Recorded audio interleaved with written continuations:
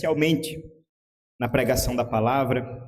Convido você a abrir a sua Bíblia no Evangelho de Marcos, como temos meditado semana após semana nos nossos domingos de noite.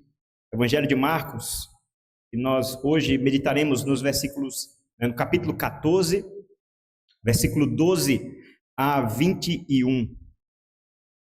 Marcos capítulo 14, versículo 12 a 21. Nosso texto será base para o nosso fundamento, será fundamento, da nossa meditação, da nossa pregação nesta noite. E nosso desejo é que o Senhor fale profundamente a cada um de nós. Somos povo do Senhor, somos discípulos de Cristo. Diz assim a palavra do Senhor. Vamos ler, irmãos, com atenção. Marcos 14, versículo 12 a 21, onde lemos o seguinte: E no primeiro dia da festa dos pães sem fermento, quando se fazia o sacrifício do cordeiro pascal, os discípulos de Jesus lhe perguntaram: Onde quer que façamos os preparativos para que o Senhor possa comer a Páscoa? Então Jesus enviou 2 dos seus discípulos, dizendo-lhes: Vão até a cidade, ali um homem trazendo um cântaro de água sairá ao encontro de vocês. Sigam este homem e digam ao dono da casa em que ele entrar que o mestre pergunta: Onde fica o meu aposento no qual comerei a Páscoa com os meus discípulos? E ele lhes mostrará um espaçoso cenáculo, mobiliado e pronto. Ali façam os preparativos. Os discípulos saíram, foram à cidade e, achando tudo como Jesus lhes tinha dito, prepararam a Páscoa. Ao cair da tarde, Jesus chegou com os 12. Quando estavam à mesa e comiam, Jesus disse: Em verdade lhes digo, que um de vocês, o que come comigo, vai me trair. E eles começaram a entristecer-se e a perguntar-lhe um: Por acaso seria eu? Jesus respondeu: É um dos 12, o que comigo põe a mão no prato. Pois o Filho do Homem vai, como está escrito a seu respeito, mas ai daquele por quem o Filho do Homem está sendo traído. Melhor seria para ele se nunca tivesse nascido. Até aí, irmãos, a leitura da palavra do Senhor. Vamos orar mais uma vez. Vamos pedir que o Senhor fale a cada um de nós. Somos o seu povo, que ele nos alimente com a sua palavra. Oremos. Senhor Deus bendito, mais uma vez, Pai, na tua presença, te louvamos e te agradecemos por estarmos na tua casa, por estarmos, Senhor, cultuando a ti na beleza da tua santidade. Compreendemos que tu és digno de receber toda a adoração, de todo o nosso louvor. E agora, Senhor, em que, como parte importante do culto, estamos com a tua palavra, com a Bíblia aberta diante de nós, nós te pedimos que o teu texto sagrado possa encontrar morada em nossos corações, que possamos compreendê-lo, não somente, Pai, assimilando informações sobre a Escritura, mas que possamos aqui aprender como discípulos de Cristo, como viver a vida para a tua glória, como obedecer a tua vontade, e que o Senhor use este momento, Pai, que o teu Espírito Santo fale ao nosso coração, para que esta igreja, todos aqueles que nos ouvem, possam de fato aprender a viver para a glória do Senhor. Em nome de Jesus, o Senhor nos conhece, o Senhor sabe do nosso coração e te pedimos que o Senhor tenha misericórdia de nós, Pai, em nome de Cristo. Amém. Eu gostaria de fazer uma pergunta aqui aos pais, irmãos. Temos, graças a Deus, uma igreja muito frutífera nesse sentido. Tem muitas crianças, muitas irmãs que estão grávidas também, né? Minha esposa incluída. Eu gostaria de fazer uma pergunta para você. Você já teve naquele difícil trabalho de escolher nome para o seu filho? Você já teve a vontade de colocar Judas como o nome do seu filho, né? Você vai lá, faz um ultrassom, chá revelação, né? É menino. Qual o nome que coloca? Judas. É um nome muito bonito. Significa, né, algo maravilhoso.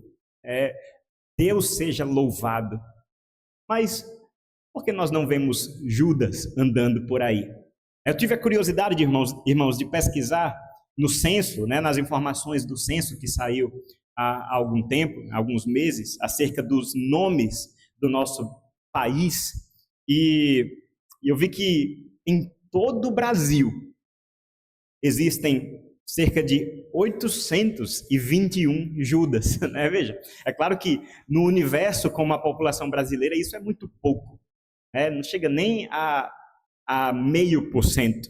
Curiosamente, pesquisei ainda um pouco mais na minha curiosidade e vi que na Paraíba é onde tem a maior concentração de Judas. Não me pergunte por quê, mas é interessante, quando comparamos com outros nomes, não é, bíblicos, nós vemos que Judas perde de lavada, né?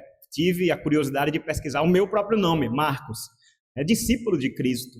Milhões de homens se chamam Marcos no nosso país, né? Mateus, outros milhões.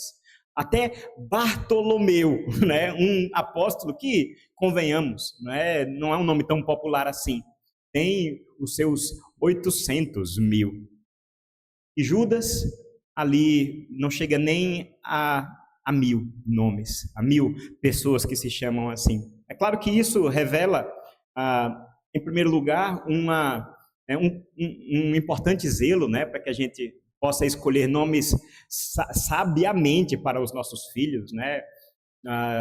Um conselho que normalmente a gente ouve é: zele pelo nome do seu filho para que ele não possa sofrer bullying no futuro, né?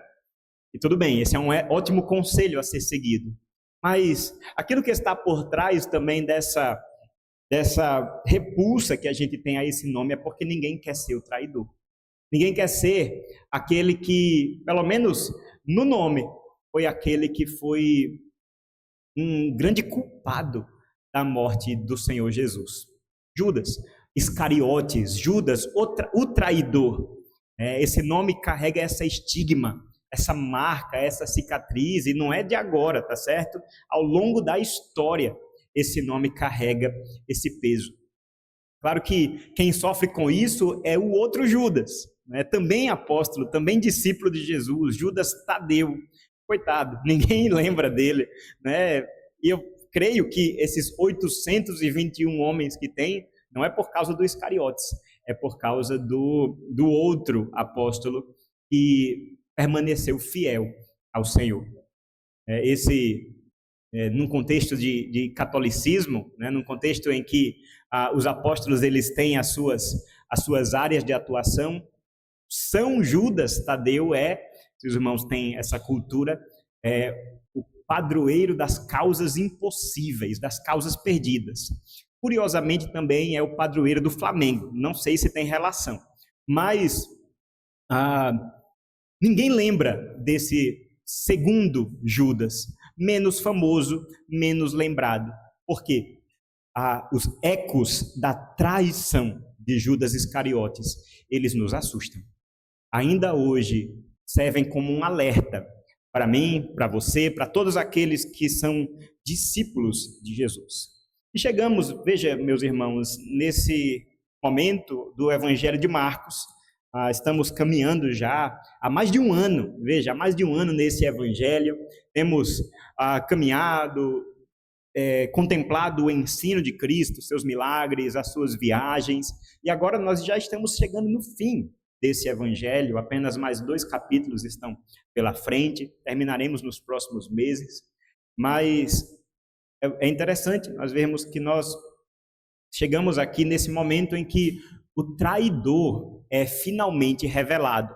A semana passada estivemos aqui, Bruno esteve pregando, e nós vimos como Judas, ele aproveitou um momento oportuno para vender Jesus, para entregar Jesus às autoridades. Isso nós vimos exatamente no texto imediatamente anterior, né, no versículo 10. E Judas Iscariotes, um dos 12, foi falar com os principais sacerdotes para lhes entregar Jesus. Eles, ouvindo isto, se alegraram e prometeram dar dinheiro a ele. Nesse meio tempo, Judas buscava uma boa ocasião para entregar Jesus. A traição já havia ali iniciado.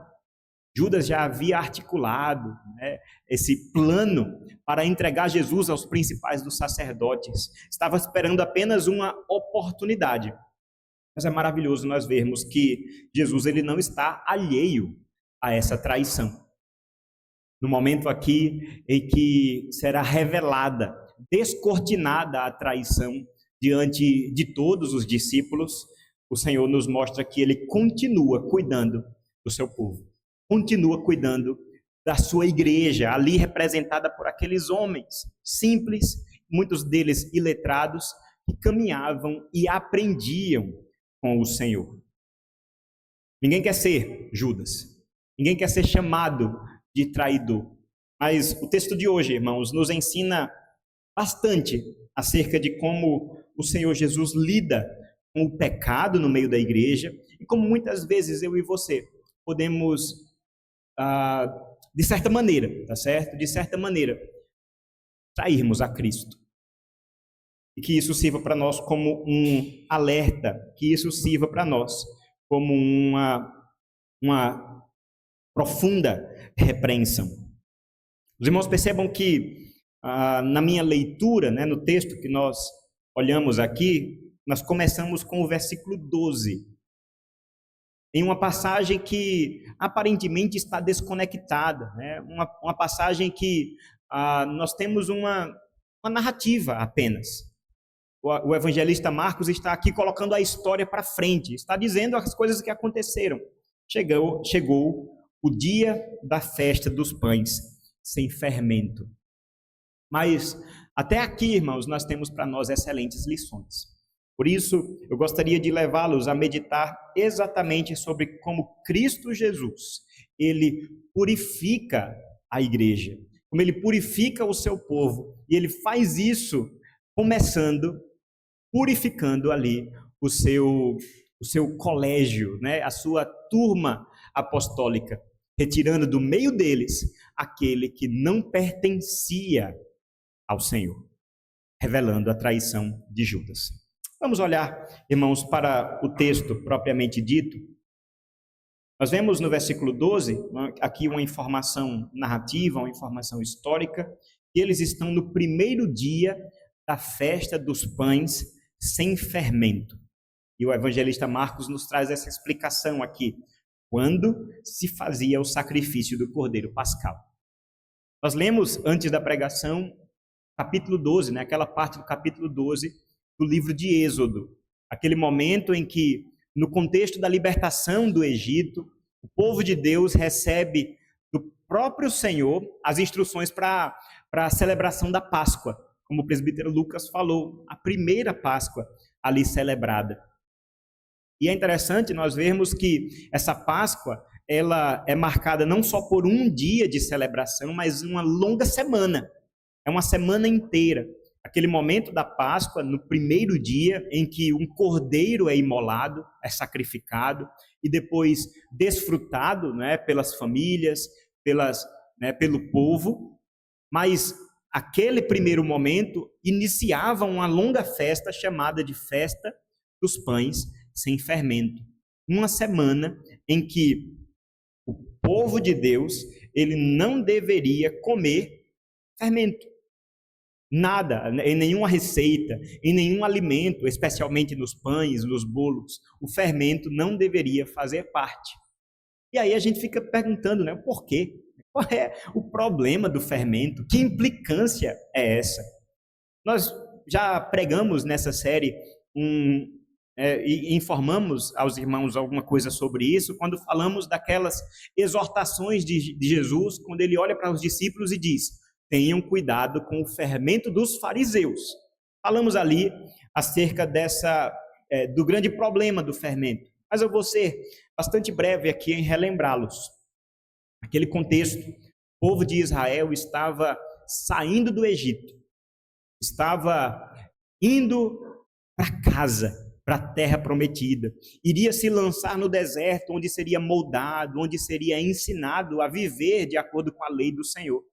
Acontece que eles estavam contaminados com a cultura, com os ideais, com a religiosidade do Egito. E aí, quando nós vemos aqui nessa celebração, em que Deus diz, Moisés, você vai ordenar o povo a fazer uma última refeição no Egito, antes de se lançarem como peregrinos. Nós vimos os detalhes aqui. Vocês vão comer prontos para a viagem, cingidos, com cajado na mão, com sandálias nos pés. É uma atitude muito estranha para quem está desfrutando de uma festa, desfrutando de uma refeição no meio de casa. Porque em casa você está relaxado, numa cultura oriental como aquela, você tira o calçado para entrar em casa. O cajado deixa para a viagem, deixa para o caminho, mas a orientação é comam prontos para a viagem e não coloquem fermento na comida. Não é porque o judeu não gosta de fermento ou não pode comer fermento em outros momentos. Pode, mas não na festa dos pães sem fermento. Por quê? E aí os irmãos que são da culinária aqui sabem que se você coloca fermento em uma receita, aquela massa ela precisa fazer o quê? Precisa descansar. Eu estou aprendendo a fazer pão, né? Eu estou fazendo pão e aí faço aquela receita, né? Mistura a farinha, o fermento, a água, boto um pouquinho de óleo e às vezes eu faço, o pão descansa muito e eu termino cansado, né? Porque precisa disso, né? Precisa de um tempo. Lá isso fica dizendo, nossa, vai demorar, não vai dar tempo, né? Não, ainda falta 1 hora, né? Exatamente para fazer pão com fermentado, você precisa ter tempo. Você desmarca o compromisso, não marque nada para hoje porque eu vou fazer um pão. Né?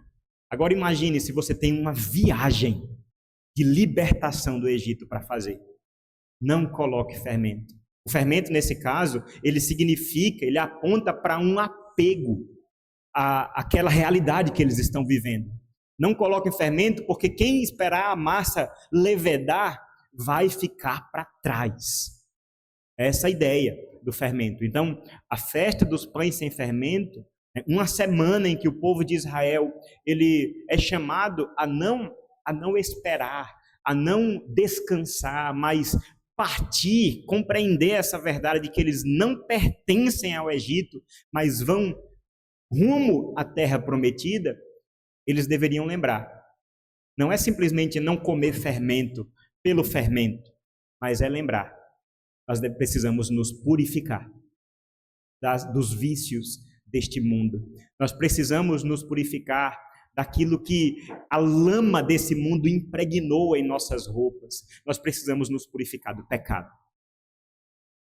Esse é o significado da festa dos pães sem fermento. É uma festa de arrependimento, é uma festa de santificação, uma festa de purificação. O Senhor agindo no meio do seu povo para retirar aquilo que não agrada a Ele, aquilo que não contempla a sua vontade, aquilo que não glorifica ao Senhor. Esse é o significado da festa dos pães sem fermento. Mas veja, é interessante como é muito fácil que os rituais, as cerimônias, conforme a gente vai repetindo, elas vão perdendo o significado. E a gente fica somente com o ritualismo. Os judeus, por muito tempo, focaram nessa regra. Não pode fermento. É uma festa. É a Páscoa. Importante. O Senhor que estabeleceu. Mas o significado foi perdido. O significado foi escanteado, foi deixado de lado. Isso muitas vezes acontece também no nosso meio. No meio dos crentes, no meio dos evangélicos. Nós temos os nossos rituais, nós temos as nossas cerimônias. De repente você está lembrando aqui da ceia do Senhor. Nós vamos falar um pouquinho sobre ceia hoje, especialmente na próxima semana. A ceia do Senhor, ela muitas vezes corre o risco de se tornar um mero ritual no nosso meio. Pega um pouquinho de pão, pega um pouquinho do cálice e tudo bem. Mas qual é o significado? Qual é a substância? Qual é a profundidade da verdade que nós somos chamados aqui a vislumbrar todas as vezes que nos reunimos diante do Senhor, diante da mesa, para nos alimentarmos, termos a nossa fé fortalecida em memória de Cristo, sendo abençoados por Ele? Concorde comigo que muitas vezes nós participamos da ceia do Senhor, no piloto automático. É mais uma ceia. A gente faz isso tanto, a gente faz isso sempre.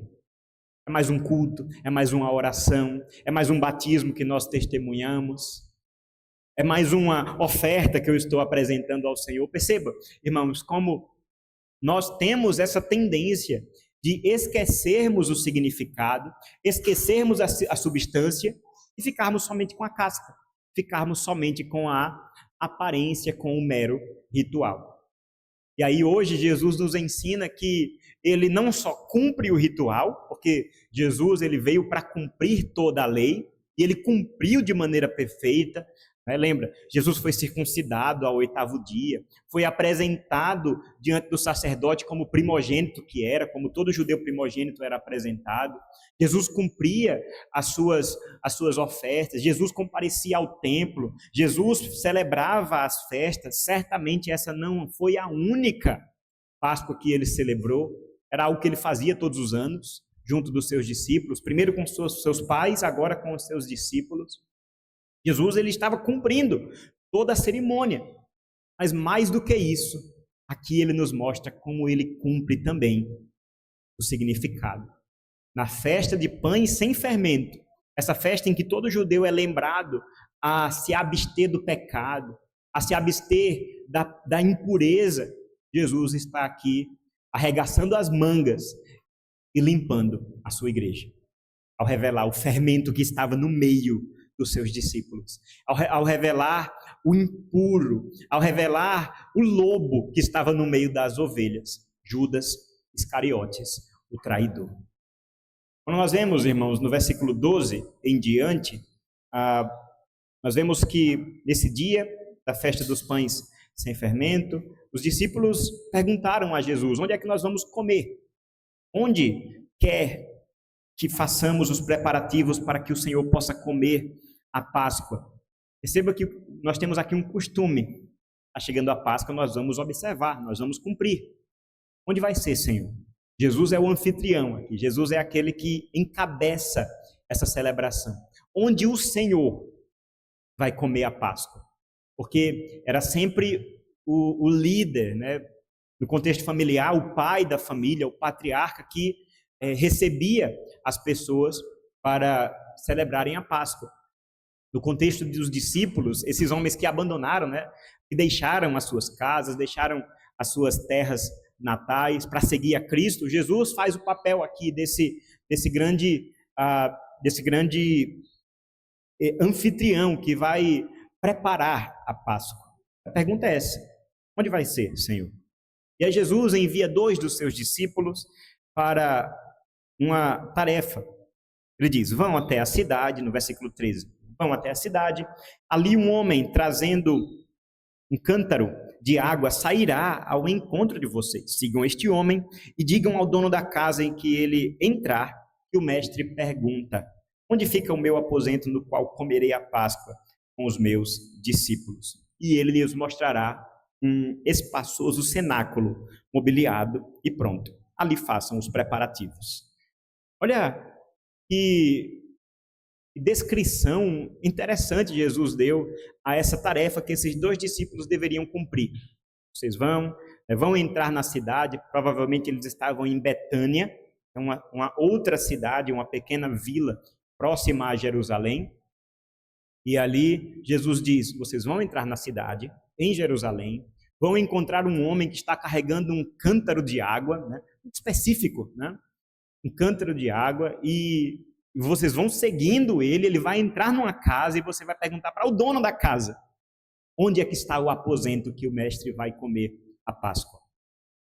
Então, Jesus aqui, ao mesmo tempo, é claro, ele demonstra já ter articulado com o dono da casa, e aqui muitos estudiosos apontam ser um homem rico, que era pai do evangelista Marcos, ainda em vida. Aqui depois ele falece, e a sua mãe Maria, né, mãe de Marcos, é uma grande uma matriarca ali que serve ao ministério de Jesus. E é nesse cenáculo, veja que interessante, nesse aposento em cima da casa em que grandes coisas vão acontecer. A Páscoa, em que Jesus vai celebrar, né? Nesse momento o traidor é indicado, nesse momento a ceia, a Santa Ceia do Senhor é instituída, conforme nós veremos na próxima passagem. É também nesse momento, né, na verdade antes, que Jesus lava os pés dos seus discípulos, conforme o Evangelho de João. É neste momento também, que depois que Judas sai, que Jesus ele profere o seu longo sermão de despedida, que está relatado lá no Evangelho de João, capítulos 14, 15 e 16, e ele termina com aquela oração sacerdotal maravilhosa de João capítulo 17, exatamente nesse cenáculo. Estamos falando, irmãos, dos últimos momentos de Jesus antes da sua morte. Se a gente fala aqui do dia da festa do primeiro dia da festa dos pães sem fermentos, nós estamos falando aqui do início da preparação para a sexta-feira da paixão. Se estamos falando aqui de uma noite em que Jesus está reunido com os seus discípulos naquele cenáculo, ele será morto na manhã seguinte. Não sei se você ainda tinha se situado semana após semana aqui no Evangelho de Marcos, mas já faz algum tempo que nós estamos nesses últimos dias de Cristo, antes da cruz. E aqui nós estamos nas últimas horas de Jesus. Pela manhã, preparação da Páscoa. À noite, celebração da Páscoa. Na madrugada daquela mesma noite, Jesus será entregue nas mãos dos principais sacerdotes. Na manhã da sexta-feira, será crucificado. E aí, o que você faz se você sabe que você vai ser crucificado amanhã? Jesus diz: vamos celebrar, vamos preparar e ser fiéis à festa. Vamos celebrar a Páscoa, vamos celebrar a festa dos pães sem fermento. E aí, né, conforme nós estávamos vendo aqui, Jesus, ele demonstra já ter articulado algumas coisas com o dono da casa. Olha, nós vamos celebrar a Páscoa, eu quero celebrar na sua casa. Aquele homem preparou um ambiente, preparou aquele aposento, mas na sua fala também, Jesus demonstra aquele tipo de presciência, aquele tipo de soberania que só pertence a ele. Olha, vocês vão encontrar em Jerusalém um homem que está carregando um cântaro de água. Sigam e ele vai entrar numa casa. Ele descreve a cena e o texto diz no versículo 16, os discípulos saíram, foram à cidade e achando tudo como Jesus lhes tinha dito, prepararam a Páscoa. Não sei vocês, mas eu me coloco aqui na pele de Judas, me entenda. Judas tinha acabado de conspirar como traidor. Na calada da noite, escondido, preocupado para que ninguém esteja vendo. Ele vai lá e fala com os principais sacerdotes, dizendo: olha, eu quero entregar Jesus. Já deu para mim, não aguento mais. Eu estou virando a casaca, estou de fato traindo o meu mestre. Aqueles sacerdotes oferecem a ele algum dinheiro, né? Os outros evangelhos dão a quantia, 30 moedas de prata, esse é o valor do Salvador.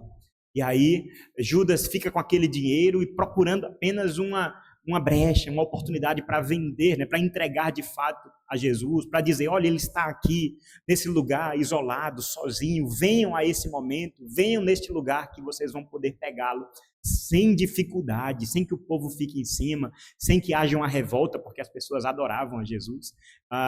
Será esse o momento? E Judas guardava isso apenas para si, no seu coração.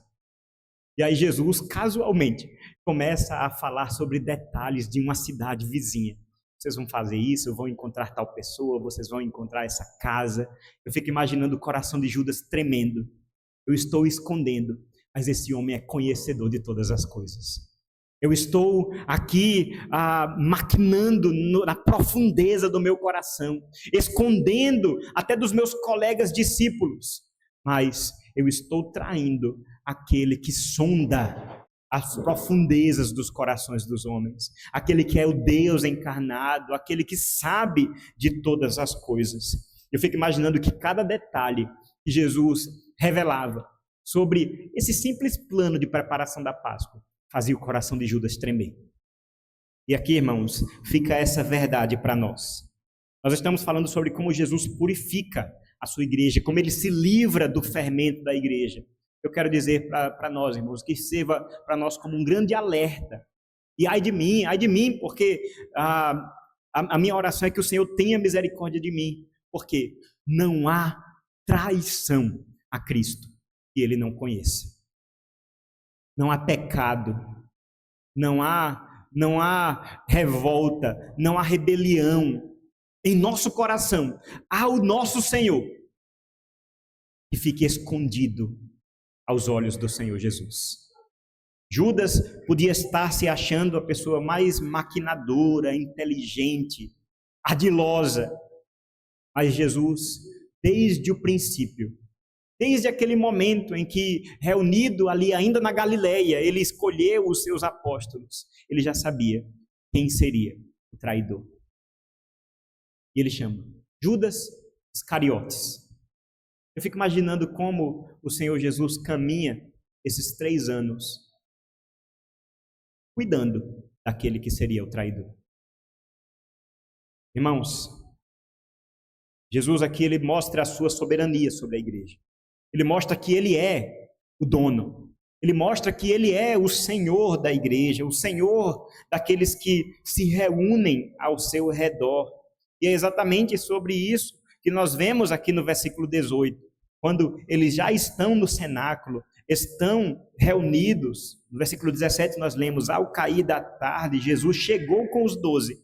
Quando estavam à mesa e comiam, Jesus disse: em verdade lhes digo, que um de vocês que come comigo vai me trair. Jesus mostra que ele conhece. Ele sabe o que se passa na igreja. Nós não adoramos, irmãos, a um Senhor distante. Nós não adoramos a um Cristo que está alheio e é como alguém que viaja e que está longe, está nos céus. E nós fazemos o que bem entendemos aqui. Na verdade, a descrição do pastoreio de Jesus é de um pastoreio presente, é de um pastoreio que está perto e que conhece todas as coisas, conforme nós vemos lá em Apocalipse. Aquelas cartas que Jesus ordena que João escreva e mande, ele diz assim: olha, eu sou aquele que anda no meio dos 7 candelabros. Esses candelabros representavam as igrejas, aquelas 7 igrejas. Jesus anda no meio desta igreja, meu irmão. E que isso seja para nós, ao mesmo tempo, uma mensagem de alegria, de consolo. Jesus está aqui, mas ao mesmo tempo, irmãos, é uma mensagem de confronto. Ai de nós, Jesus está aqui. Ele me conhece. Ele te conhece. Sabe o que acontece na sua mente. Sabe o que acontece no seu coração. Sabe dos teus pensamentos. Conforme nós lemos e cantamos no Salmo 139. Aquele salmo, o salmista Davi, ele tenta, né, usando aqui uma linguagem mais simples, ele tenta brincar de esconde-esconde com Deus. Ele diz: eu vou subir ao mais alto e o Senhor está lá. Eu desço às profundezas da terra e o Senhor está lá também. Eu vou ao mais profundo dos mares e o Senhor está lá. Não tem como fugir do teu espírito. De fato, irmãos, não tem. Diante dessa verdade, o salmista, ele se rende. Ele diz: tal ciência é coisa maravilhosa demais para mim. Não consigo nem calcular. Irmãos, o Senhor conhece até aquilo que nós escondemos das pessoas mais próximas. No meio da família, o Senhor conhece aquilo que o marido esconde da esposa, aquilo que a esposa esconde do marido, aquilo que um filho esconde de seus pais. Ele conhece.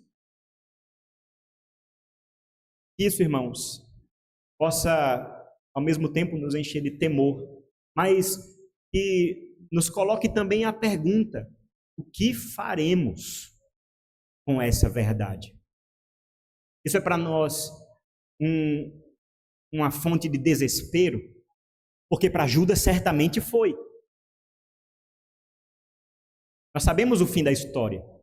Sabemos como essa história ela termina com esse homem levando ao fim a sua traição, levando até as suas últimas consequências e não encontrando em seu coração um arrependimento. Ele ali tem os seus dias terminados, ele em um grave remorso, ele mesmo põe fim à sua vida. Saber que Cristo conhecia foi demais para Judas. Para nós, como é? Para você, como é? O que acontece na sua mente, no seu coração, quando você lembra dessa verdade que Jesus, o Senhor, conhece cada detalhe da sua vida, cada detalhe do seu coração.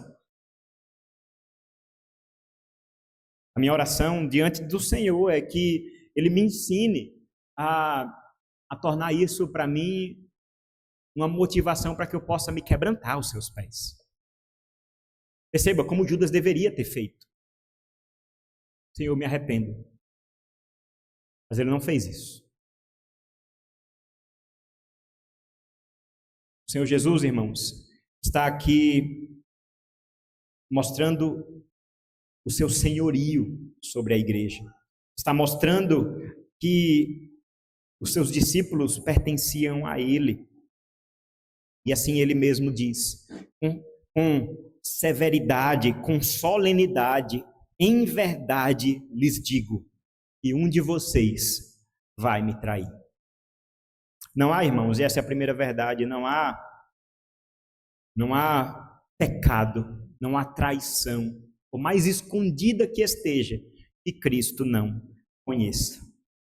A outra verdade, irmãos, que nós somos chamados a compreender aqui, ainda no versículo 18, nesta primeira fala, nesta revelação de Jesus, é que a traição de que estamos falando aqui, ela acontece no meio da igreja.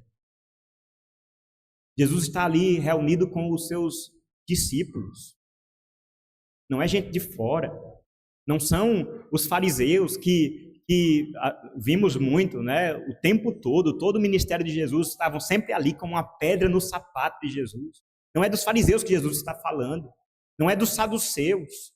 Não é dos herodianos. Não é dos romanos. Jesus está reunido ali com o seu círculo íntimo. Jesus está reunido ali com gente que ouviu a sua palavra, com gente que testemunhou os milagres, com gente que fez milagres pelo poder de Cristo. Jesus está ali reunido com, a gente, né, usando essa linguagem, né, com a nata.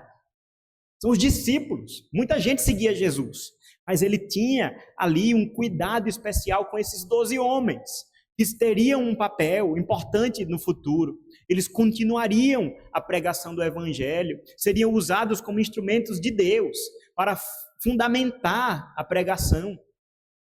Com essas pessoas que Jesus está reunido, com as portas fechadas. E ele diz, tem um traidor entre nós. Essa realidade, irmãos, de que esse tipo de traição acontece no meio da igreja, nos faz lembrar daquilo que Jesus está fazendo aqui nesse texto. Ele está purificando a igreja, está purificando o seu povo. É claro, o mundo é impuro. O mundo, ele tem o seu Senhor. Ele está comprometido com outras coisas. Mas e aqueles que constantemente estão reunidos em torno do Senhor? Constantemente estão reunidos em torno da palavra. Essa expressão, né, que os nossos irmãos do passado, os reformadores, eles compreenderam muito bem, né? Essa ideia de igreja visível. Nós estamos aqui em uma comunidade de crentes, pessoas que professam a fé e no tempo certo receberam o batismo, professaram a fé aqui.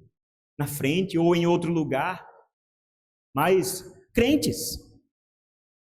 Claro, vez ou outra, vem um visitante e diz assim, não, eu não sou crente, eu estou frequentando, tudo bem, é bem-vindo.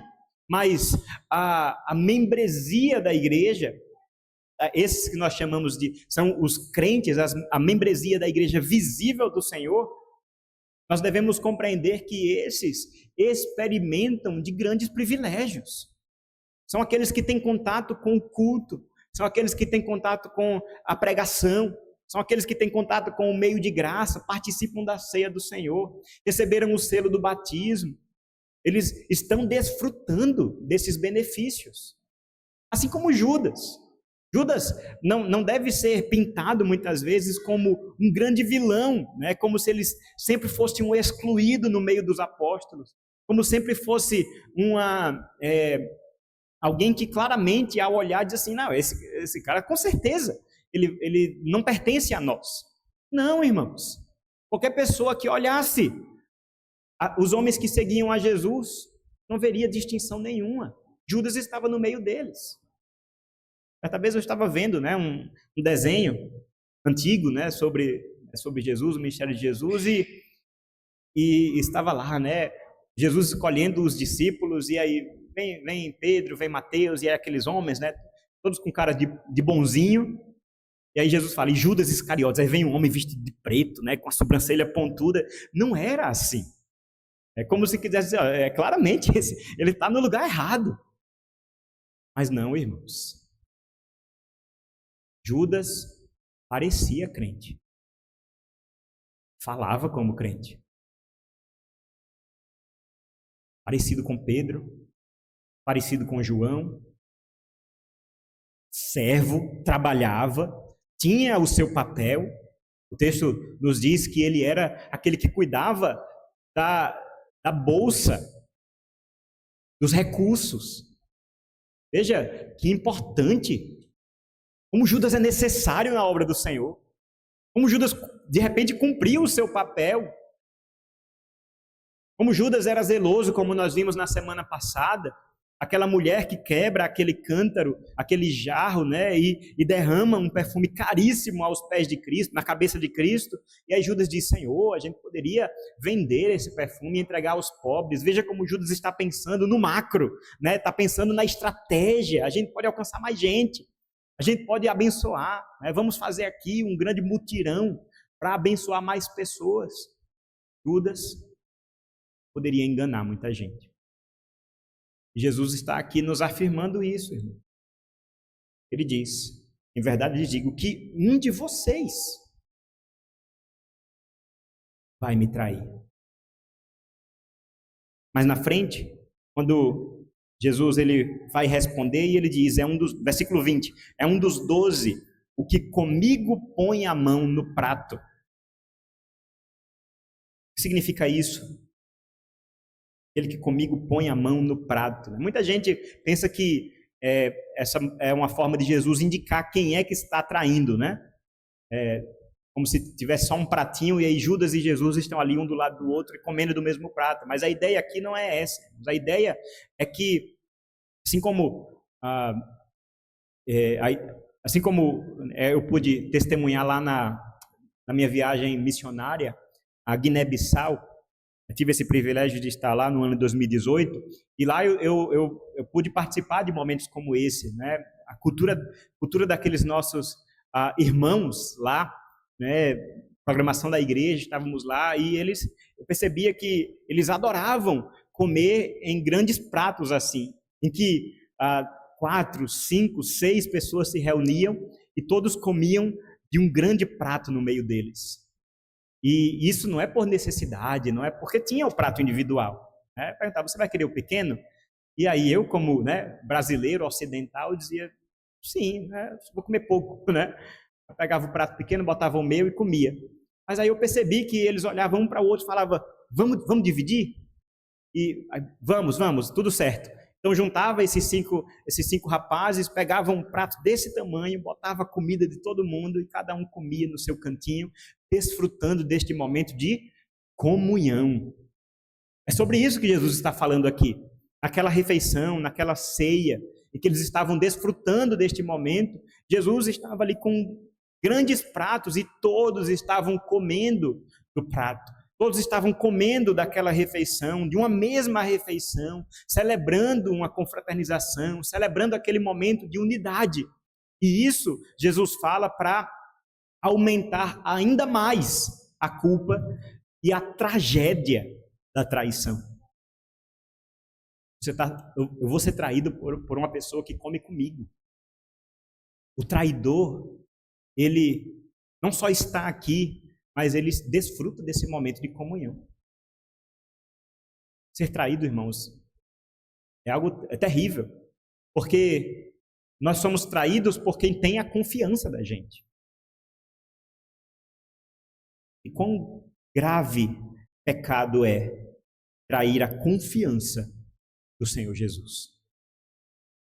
Essa verdade, irmãos, de que a traição, o pecado, a apostasia, a rebeldia, ela tem lugar no meio da igreja, irmãos, deve de novo fazer acender um alerta no nosso coração. Fazer acender um temor. É claro, um zelo, um cuidado pela igreja e um pedido em oração, Senhor, nos guarda disso. Para que o meu irmão que está aqui do meu lado possa ser guardado pelo Senhor. Que os demais membros da igreja estejam guardados por Ti, Senhor, e não venham a cair, não venham a se rebelar contra Ti. Sim, nós podemos fazer essa oração. Mas esse texto ele nos ensina também algo muito precioso, irmãos. Percebam agora no versículo 23. Perdão, versículo 19. Versículo 19. Depois que Jesus anuncia que um deles seria o traidor, eles começaram a entristecer-se e a perguntar-lhe um: por acaso seria eu? Essa é a atitude dos discípulos. Imagina, aqueles 12 homens reunidos, Jesus solenemente anunciando a traição. A atitude daqueles homens, irmãos, foi uma atitude de autoexame. Cada um olhar para dentro do seu próprio coração. Senhor, sou eu. Eu vejo, irmãos, para nós um exemplo maravilhoso aqui. Uma autodesconfiança piedosa, saudável, que parte de um entendimento de que nós somos pecadores. Aqueles discípulos nos deram aqui essa lição, irmãos, de diante do anúncio da traição, cada um olhou para si mesmo. Sou eu? Será que sou eu o traidor? Me pergunto como é que muitos de nós nos sairíamos. Pergunto como eu me sairia. Jesus aqui diz assim, irmãos, um membro da igreja do tabuleiro vai me trair. O que é que você pensaria? De repente você pensa, eu tenho certeza que vai ser o irmão fulano. Está faltando no culto. Está meio devagar, né? Sempre foi problemático, né? Ah, vai ser a irmã fulana. Olha, sempre soube, viu? Sempre soube. Não me enganava. Senhor, sou eu. Sou eu, Senhor. Perceba, o discípulo aqui, cada um dos 11 discípulos, né? Judas, o evangelho de Mateus relata um pouquinho mais e diz que cada um pergunta, Senhor, sou eu, por acaso sou eu? Certamente sou eu, Senhor. E aí Jesus ele ele diz, é aquele que está aqui, é um de vocês que está comendo comigo. E aí Mateus especialmente diz, e Judas pergunta, sou eu, Rabi? Sou eu, mestre? Perceba, ao mesmo tempo nós vemos um autoexame cuidadoso, piedoso, que reconhece a fragilidade, que é sincero. Senhor, eu sou pecador. Eu sei que eu tenho até essa capacidade de trair o Senhor. Eu sei que eu fracasso. Eu sei que eu piso na bola muitas vezes. Eu sei, Pai, que eu não vivo de maneira adequada à tua vontade. Eu sei disso, Senhor. Ai de mim, tem misericórdia de mim. Sou eu, Senhor. Tem essa atitude. Do outro lado tem sou eu, Senhor. Disse, perguntou o traidor. A hipocrisia, esse tipo de vida maliciosa que tenta esconder, enquanto tem no seu coração, tem o seu coração rendido já aos piores pecados. Mas o discípulo fiel, perceba, os discípulos que não traíram a Jesus, nos dão essa lição. Sou eu. Em quem você se baseia para sustentar a sua firmeza diante do Senhor? Não seja como o fariseu arrogante, que em sua oração se vangloria diante dos outros. Senhor, eu te agradeço porque o Senhor, eu não sou como esses homens. Eu sou fiel, obediente, eu dou o dízimo de tudo quanto ganho, faço tudo certo. Não sou como esses pecadores. Não sejamos essa pessoa. Sejamos como o publicano daquela parábola, que não tem a coragem nem de olhar para o céu e dizer: Senhor, tem misericórdia de mim, eu sou pecador. É a mesma atitude, irmãos. Sou eu, Senhor. Perceba, irmãos, que nós estamos falando aqui sobre a obra purificadora de Cristo no meio da sua igreja. É claro, isso acontece eventualmente quando Cristo retira do meio do seu povo uma erva daninha. Quando ele retira de fato um bode, alguém que não pertence no meio do seu povo. E isso nós devemos compreender, irmãos. Isso é maravilhoso. Cristo purifica a sua igreja. Ele continua sendo dono dessa obra. Então, quando um descrente, perceba, não estou falando aqui de um descrente que está querendo aprender, está de repente aberto, interessado, não. Alguém que parece crente, se diz crente, mas que por suas atitudes demonstra, por seus frutos demonstra que a sua raiz está podre. Quando essa pessoa sai da igreja, meu irmão, a gente diz glória a Deus, porque é Cristo agindo. Ele faz isso. Mas nós também devemos compreender, irmãos, que essa obra também acontece na minha vida e na sua vida. Aqueles que pela graça do Senhor pertencem a Cristo. Aqueles que pela graça do Senhor estão aprendendo com essa palavra. Aqueles que pela graça estão enxertados em Cristo, estão unidos a Ele, foram salvos verdadeiramente, nasceram de novo. Mas ainda assim, irmãos, nós em nossa firmeza, em nossa fidelidade, continuamente somos chamados a perguntar: sou eu, Senhor? Continua fazendo tua obra em mim. Continua me purificando. Continua me santificando. Eu não viva com base na minha força, que eu não viva com base na minha justiça própria. Sou eu, Senhor. Ai de mim, tem misericórdia de mim, Senhor. E assim o Senhor Jesus, ele vai tirando também o fermento do nosso coração. Assim ele também vai nos purificando, porque a obra do Senhor ela é completa.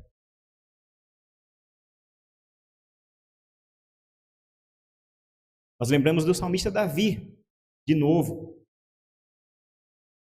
confrontado com o conhecimento completo do Senhor. Não dá para fugir do Espírito do Senhor. Os pensamentos do Senhor são profundos, sondam nossa mente, o nosso coração, conhecem o deitar, o levantar. A palavra nem sai da nossa boca e o Senhor já conhece. Como nós lemos agora no Salmo 139, a reação de Davi, a resposta de Davi a esse entendimento do conhecimento de Deus foi: Senhor, conhece o meu coração. Vê se há em mim um caminho mau. Me guia pelo caminho eterno. É exatamente isso que os discípulos estão fazendo. Senhor, sou eu. Vê se há em mim um caminho mau. É a oração que nós somos chamados a fazer todos os dias. Nós começamos o culto fazendo isso. Confissão de pecados. Quebrantamento na presença do Senhor. Não é para cumprir tabela, não é um momento ritual do culto. É o reconhecimento de que nós não somos merecedores dessa graça. E que precisamos da constante obra do Espírito em nossas vidas. Na semana que vem nós vamos falar da ceia do Senhor.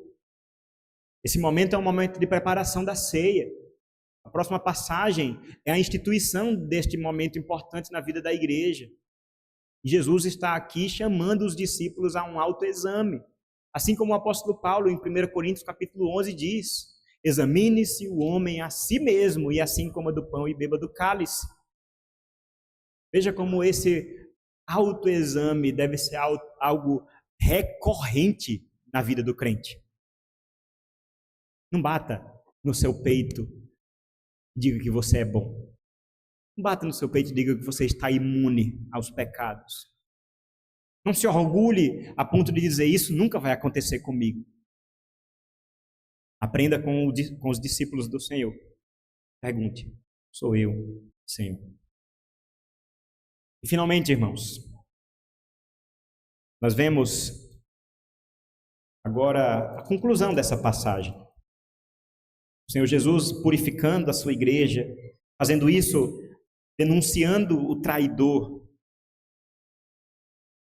Diante de cada pergunta daqueles discípulos: por acaso seria eu? Jesus responde no versículo 20: é um dos 12, que comigo põe a mão no prato. No versículo 21 nós vemos: pois o Filho do Homem vai, como está escrito a seu respeito, mas ai daquele por quem o Filho do Homem está sendo traído. Melhor seria para ele se nunca tivesse nascido. Jesus ele apresenta aqui uma reflexão rápida, mas muito profunda sobre aquele momento da traição. Certamente, o fato de um discípulo do Senhor estar traindo abalou aquele grupo. Como assim? Não sabia nem que era possível trair a Jesus. E agora? O que é que vai ser? Estávamos indo tão bem, seguindo o plano. Estamos em Jerusalém, estamos na capital. A nossa mensagem agora está alcançando gente importante. Nós estamos no templo, purificamos o templo. Nós discutimos com gente poderosa. Quando agora, nessa altura do campeonato, o mestre foi traído, certamente vamos fracassar. Certamente o plano foi por água abaixo. Jesus leva aqueles homens a refletir sobre a soberania de Deus. Ele diz: pois o Filho do Homem vai, como está escrito a seu respeito. Por um lado, Jesus consola aqueles discípulos e diz: olha, está tudo de acordo com o decreto do Senhor. Está tudo certo. O Filho do Homem vai conforme está escrito a seu respeito.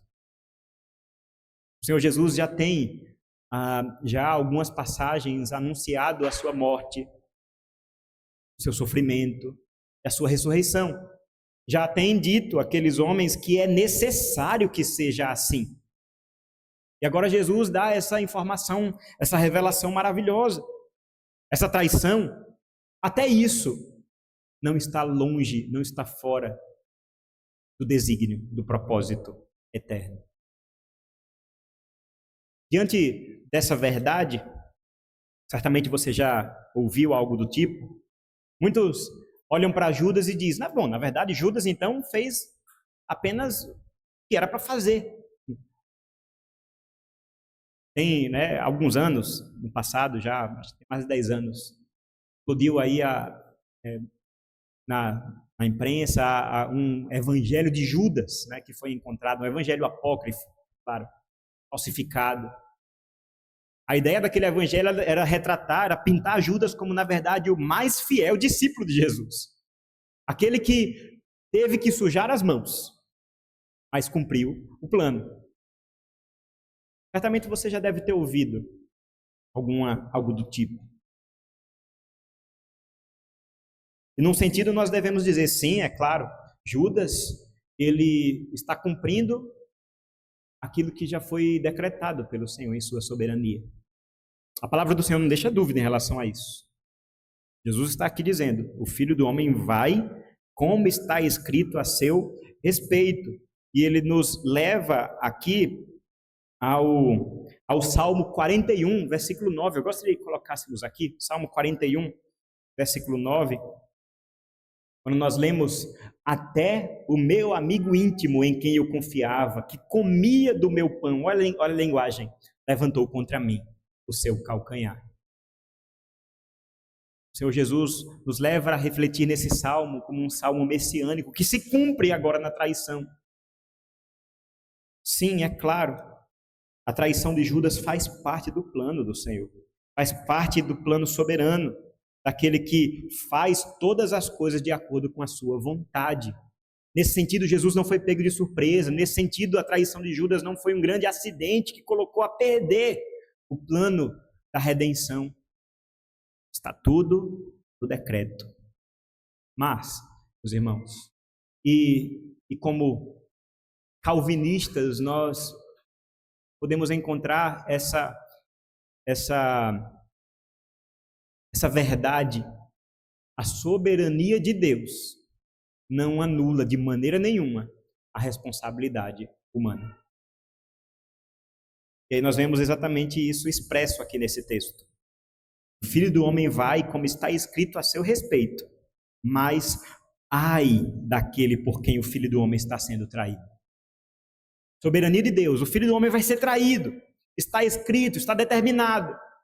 Responsabilidade humana, ai daquele que será o traidor.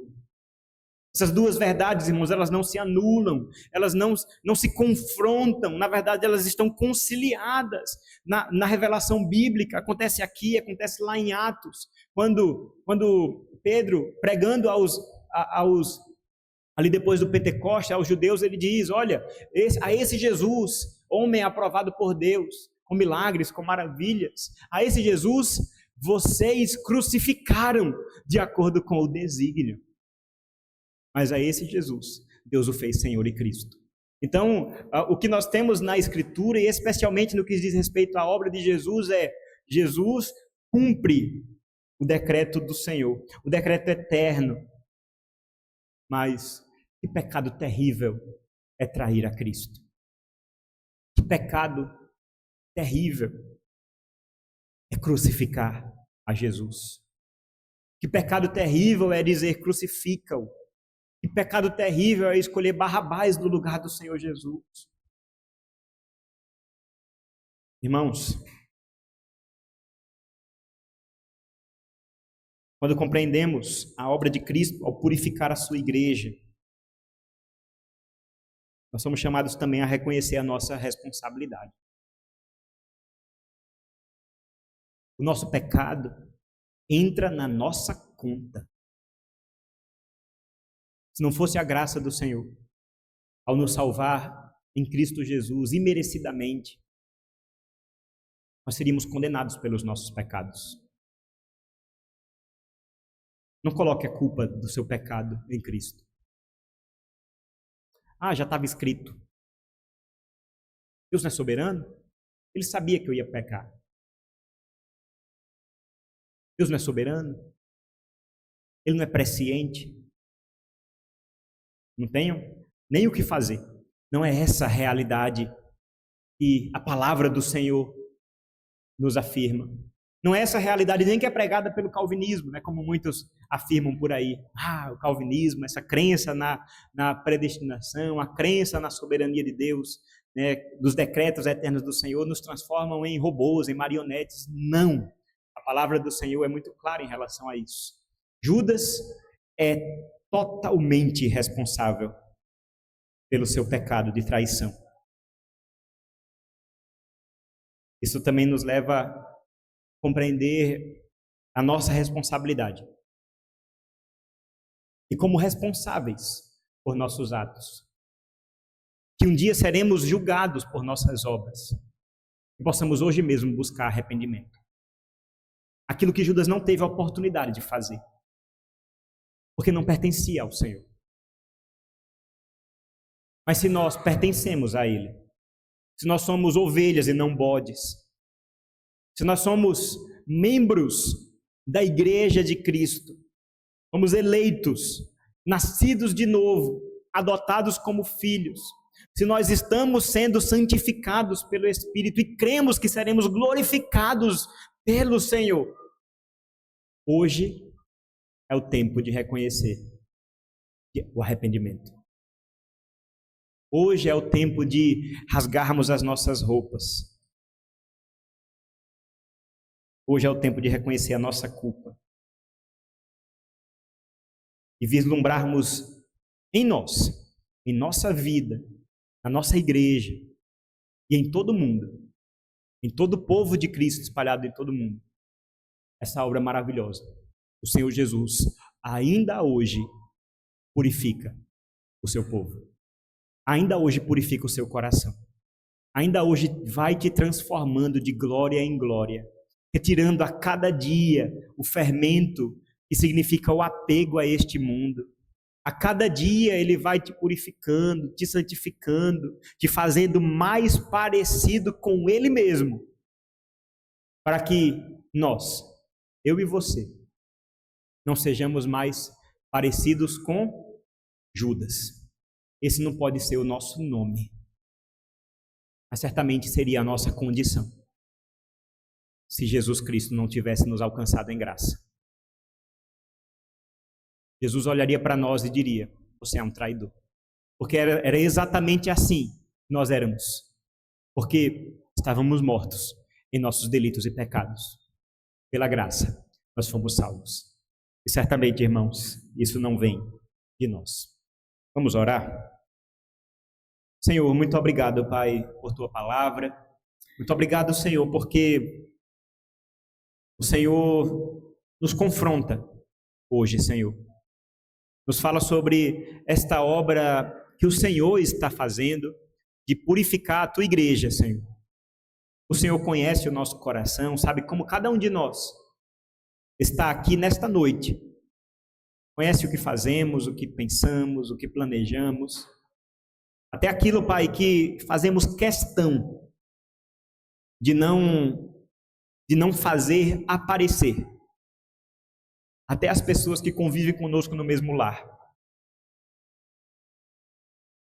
Sabe, Pai, muitas vezes temos a capacidade de estarmos aqui neste lugar apenas pela aparência.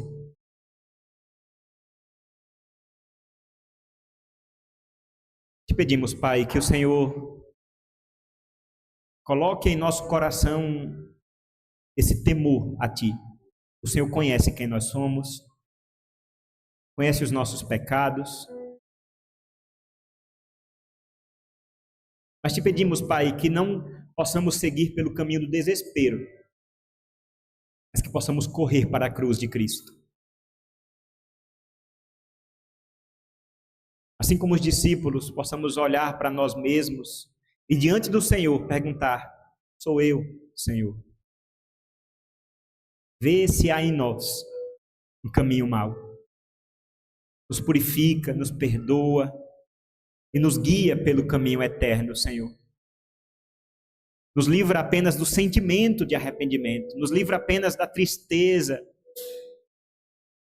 do remorso. Mas, Senhor, nos leva a uma mudança de vida verdadeira. Porque esse é o verdadeiro arrependimento.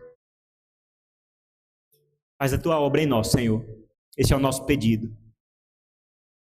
E louvamos, Pai, também por este culto. Pedimos que o Senhor possa continuar recebendo o nosso culto, Pai, que é a nossa vida ao longo dessa semana. Que o Senhor abençoe a cada um que está aqui. Esteja conosco, Pai, durante essa noite, durante essa semana que se iniciou. E que possamos aproveitar todas as oportunidades de glorificarmos ao Senhor, de te obedecermos, de pregarmos o Evangelho, de sermos sal e luz neste mundo, Senhor. Eu te peço, Senhor, que teu nome seja exaltado em nós. Abençoa, Pai, a cada um de nós, abençoa aqueles que não puderam estar aqui conosco hoje. O Senhor conhece os motivos. Eu te peço, Pai, que o Senhor nos dê a cada dia a alegria da salvação.